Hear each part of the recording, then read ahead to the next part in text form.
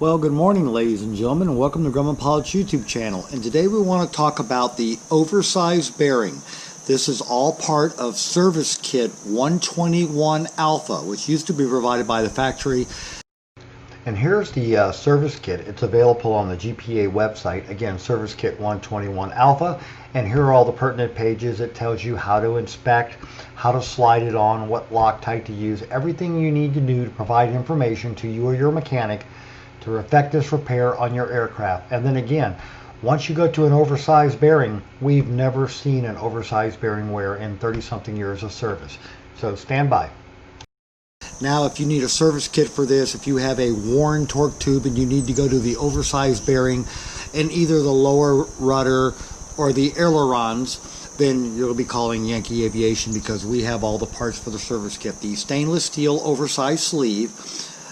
Service Kit 121 tells you what kind of Loctite you want to put on the inside of this, slide it onto the torque tube where you're worn, and then this oversized bearing, which by the way is the 904-003-3, and it will then go into, this goes into your aileron support that you're used to where the bearing is. You'll take out the old bearing, put in the oversized bearing. You'll see it's a little thinner, but then when your torque tube comes through with this stainless steel oversized sleeve on it, it will not wear. And over the 30 years I've been working in Grumman, for those who have done the oversized bearing kit, this bearing will never wear because the torque tube is not going to wear against the stainless steel.